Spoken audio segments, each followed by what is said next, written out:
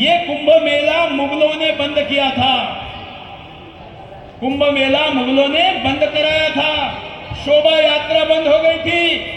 ये जो विश्व की सबसे बड़ी रथ यात्रा होती है उड़ीसा के पुरी में, जगन्नाथपुरी में, वो भी बंद हुई थी। मराठा शासकों ने आकर अपना संरक्षण देकर शोभा यात्रा कुंभ पुनः शुरू किया, इसलिए का नाम बदलकर पेशवाई किया गया था। पेशवाई मतलब मराठों का सेनापति। अरे तब तो कोई राणा आया था, आज अगर कोई तलवार लेकर आपकी रक्षा में आ जाए तो हमारे ही जज साहब सबसे पहले हमारे उस हिंदू को जेल में डालेंगे। वो बोलेंगे कि बजाय शर्म महसूस करता है, क्योंकि उसके दिमाग में ये डाला गया है। 10% हिंदू ऐसा है जिसको हिंदू होने ना होने से कोई फर्क नहीं पड़ता। 10 हिंदू ऐसा है जिस हिंदू के दिमाग के ऊपर सेकुलरिज्म का कीड़ा डाला हुआ है। 10% हिंदू ऐसा है जो अपने राजनीतिक दल के ईमानदारी के प्रति, राजनीतिक दल के प्रति ज्यादा ईमानदार है, इसलिए हिंदू होने पर वो शर्मिंदा है, गर्व तो कम से कम उसको नहीं है। 10% ऐसा है जो भ्रमित है, क्या भूमिका ले क्या ना ले उसको पता ही नहीं है। बचे हुए हिंदू में अगर कट्टर हिंदू 100 करोड़ में बसता है तो केवल 10 करोड़ हिंदू बसता है, जिनमें से आप यहां उपस्थित हैं। और इसलिए इस कुंभ में बड़ी बड़ी कथाओं का आयोजन हुआ, लेकिन मैं हनुमत संघ के पदाधिकारियों का अभिनंदन करता हूं। किसी कला का महत्व जितना है उतना ही धर्म रक्षा का भी महत्व है। संभाजी महाराज की फिल्म देखी क्या, ये मैंने इसलिए पूछा। आपने देखा होगा संभाजी महाराज को कितनी यातनाएं दी। मित्रों, फिल्म में जो दिखाया ना वो केवल 1% है, 1%। संभाजी महाराज के ऊपर सामने से वार नहीं हो सकता था, इसलिए हमारे ही जो फितूर है, जो फूटे हुए हैं, जो बदमाश है, ऐसे लोगों को लिया गया, लालची लोगों को लिया गया और धोखे से गिरफ्तार किया गया।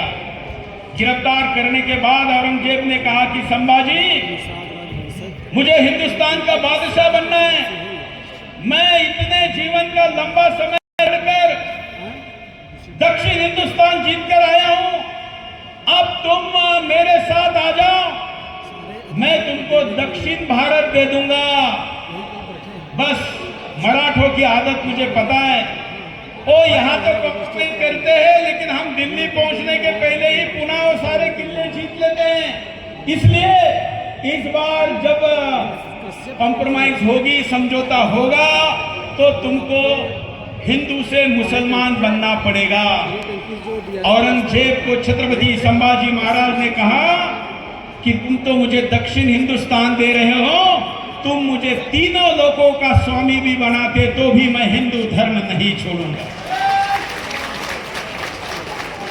उसके बाद यातनाओं का सिलसिला शुरू हुआ। फिल्म में 1% दिखाया है, संभाजी महाराज को लोहे के सलाखों के साथ हाथ पैर बांधे रखे, 39 दिनों तक यातनाएं दी थी, कान काटे, नाखून खींच लिए। हम चलते चलते कहीं ठोकर लग जाए तो कितनी पीड़ा होती है नाखून को।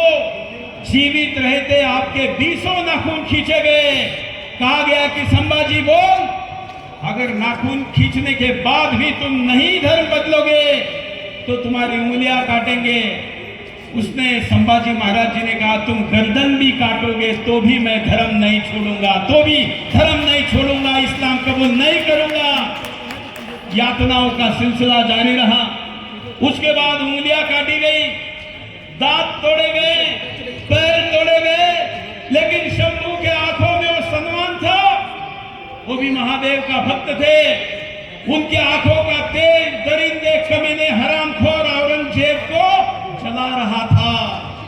उस आंखों से निकलने वाला तेज, उसने कहा कि इसी आंखों से तुम गुराते हो ना, लोहे की सरिया लाल गरम करके आंखों के पास लाई। सोचिए, एक एक बोरी चावल की मिलती है तो लोग धर्म छोड़ देते हैं। यहां पर राज्य भी जा रहा था, जान भी जा रही थी। आपकी आंखों के समझौते में आप क्या कर सकते हो सोचिए। गरम लोहे आंखों के पास थे, आंखों से आंसू नहीं निकल रहे थे। उस लोहे में जितनी आग थी उससे ज्यादा अंगार उस आग से निकल रहे थे। वो धर्म स्वाभिमान के अंगार थे। वो लोहा आंखों में डाला गया, पानी में गरम लोहा डालने के बाद जैसे उसमें से पानी आवाज करता है, आंखों से आवाज आने लगा, लेकिन शंभू रोए नहीं, चिल्लाए नहीं, याचनाएं नहीं की। वो जगदम्ब जगदम्ब और मैं हिंदू हूं ये बताते रहे, लेकिन आज कितनों को ये पता है। जय श्री राम, जय श्री राम। औरंगजेब ने पूछा कि अरे तेरा धर्म तुझे क्या देता है जो तुम उस धर्म के लिए मर रहे हो? मेरी तरफ देखो, मैंने मेरी सत्ता, मैं बादशाह बनूं इसलिए बाप को जेल में डाला। पता है ना, औरंगजेब ने अपने बाप को जेल में डाला था। सगे भाई की हत्या की थी दारा शेखों की। बहन की शादी नहीं हुई थी क्योंकि कोई कॉम्पिटिटर ना हो जाए। अरे मैंने तो ये पाने के लिए इतना सब कुछ किया, तेरी जान जा रही है फिर भी तुम धर्म छोड़ नहीं रहे हो। उसने कहा मेरा धर्म कहता है, मेरा धर्म कहता है कि धर्म के लिए मरोगे तो तीनों लोगों का स्वामी बनकर आओगे, तीनों लोगों का स्वामी बनकर आओगे। मैं छत्रपति शिवाजी महाराज का वंशज हूं, धर्म नहीं बदलूंगा। और उनकी आंखें तोड़ी गई, उसके बाद जीभ छाटी गई, महाराज नहीं झुके। तो गुड़ी पाड़वा चैत्र का हिंदुओं का नववर्ष, उसके एक दिन पहले छत्रपति संभाजी महाराज के शरीर के टुकड़े टुकड़े किए गए, बोटी बोटी काट दी। ये बोटी बोटी काटना ना हिंदी में है, ना संस्कृत में है, ना भारत की किसी भाषा में है, क्योंकि ऐसी दरिंदगी हिंदू संस्कारों में नहीं है। बोटी बोटी केवल उधर काटी जाती है, और उन्होंने क्योंकि शत्रु के शरीर का भी सम्मान किया जाए यह हमको सिखाया जाता है। लेकिन हिंदुओं ध्यान रखो, आप और हम है क्या? अरे छत्रपति शिवाजी महाराज के बेटे के साथ अगर ऐसा व्यवहार हो सकता है, उसके डेड बॉडी के साथ, शरीर के साथ, तो हम तो सामान्य हिंदू है, हमारा क्या होगा? गाड़ने के लिए, जलाने के लिए भी जगह नहीं मिलेगी। आज पाकिस्तान बांग्लादेश के अंदर के हिंदुओं को व्यथा पूछिए। बांग्लादेश के वीडियो देखे थे ना? देखे थे कि नहीं? भूले तो नहीं है? एक घर के अंदर 16 दरिंदे जाते हैं जिहादी, एक नाबालिग लड़की को उन्हीं के सामने बेड पर, खाट पर बांधते हैं। माँ का, बाप का, एक खंबे को उन्हीं की, एक माँ की साड़ी निकालते हैं, उन्हीं को बांध देते हैं, और उनके आंखों के सामने 16 जिहादी एक नाबालिग हिंदू का बलात्कार करते हैं। 16। क्या गलती थी उस लड़की की? क्या गलती? वो हिंदू थी, लेकिन केवल हिंदू थी, इतनी गलती नहीं थी। जब हिंदू घट रहा था ना, तो उसके पूर्वजों ने इस संख्या की चिंता नहीं की थी। बांग्लादेश हो या पाकिस्तान या कश्मीर, हिंदू मार केवल इसलिए खा रहे हैं ना क्योंकि वो वहां संख्या में घट रहा है। आज यूपी में बाबा है तो हिम्मत है क्या? बुलडोजर चल जाता है दूसरे दिन। लेकिन ये स्थिति हमेशा नहीं रही। ओबीसी गलत नहीं कह रहा है, ओबीसी कह रहा है ना मोदी योगी है तभी तक चिल्ला लो, क्योंकि उसको पता है उसके बाद तो राज हमारा ही आने वाला है। तो संभाजी, शिवाजी, महाराणा प्रताप के वंशजों के बच्चे कितने? एक। और हरामखोर औरंगजेब के पिल्ले कितने? तो किसका राज आएगा? किसका आएगा? आपको लगता है कि मुस्लिम लीग की शासन होती दिल्ली में तो कुंभ ऐसा होता? अरे मुस्लिम लीग तो छोड़ो, इटाली लीग की होती तो भी ऐसा नहीं होता।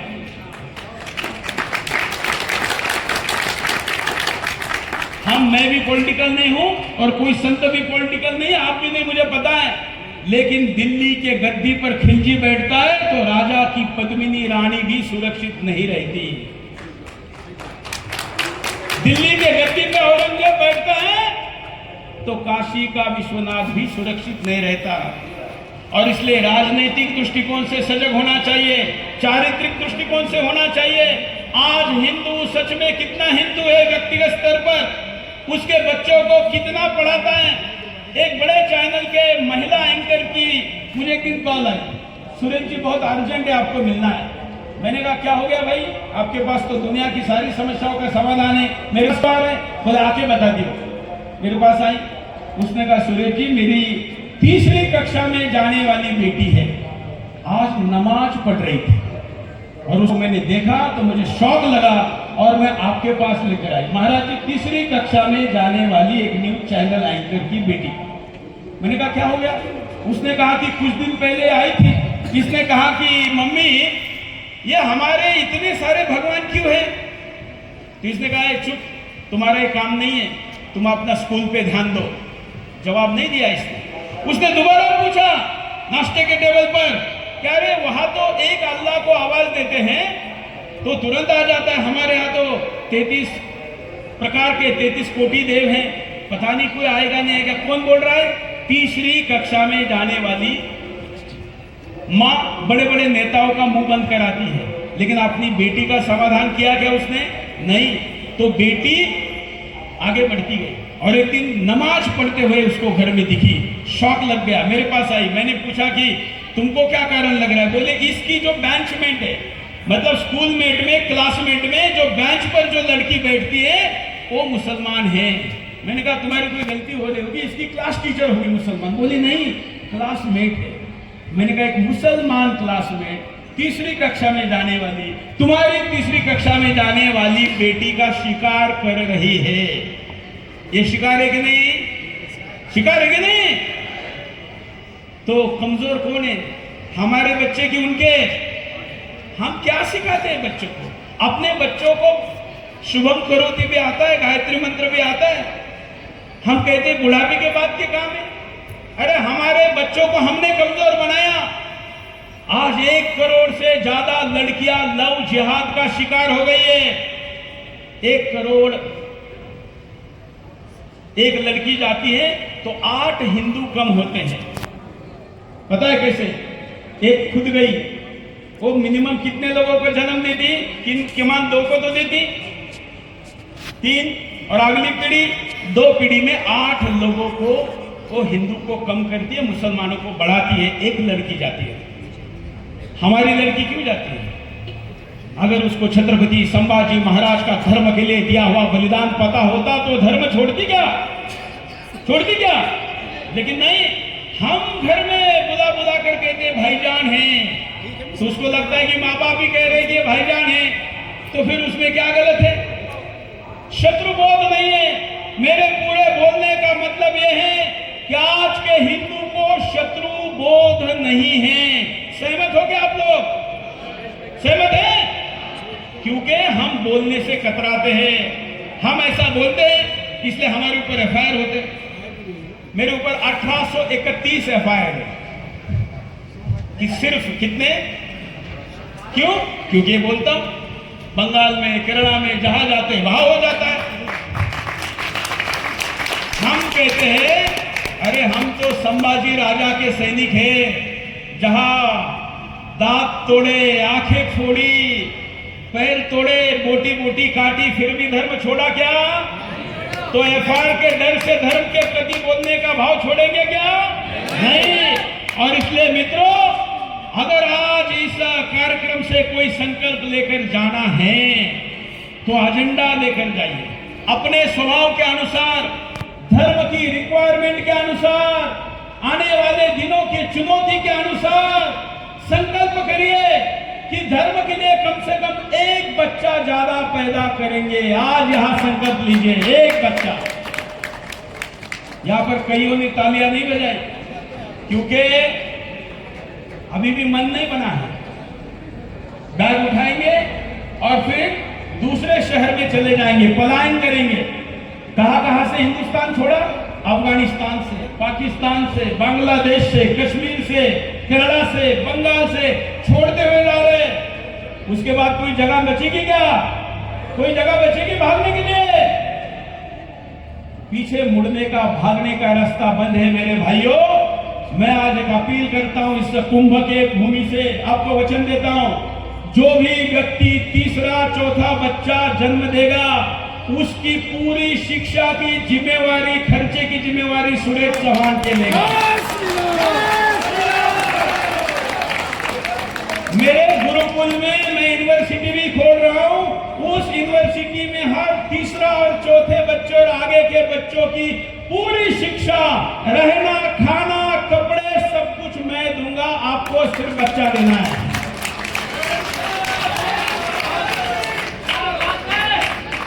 अगर हम ऐसा प्लान नहीं बनाएंगे तो नहीं क्योंकि हिंदुस्तान बचेगा तो आज की यह शपथ निर्णायक रहेगी।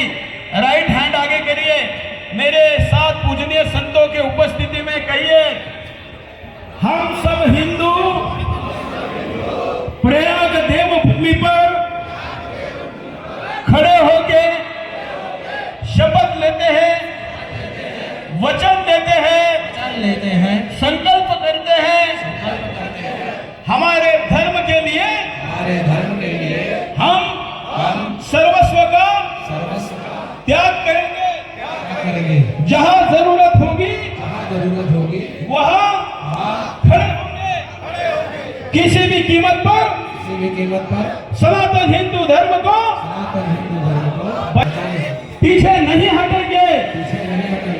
हमारा ये संकल्प सत्य हो, सार्थक हो। इसके गंगा मैया हमारी कुल देवा, हमारी कुल देवता, हमारी ग्राम देवता, हमारे महान पूर्वज हमको शक्ति दे, सामर्थ्य दे, जय दे, और 3 बार कहना विजय दे, विजय दे, विजय दे, विजय दे।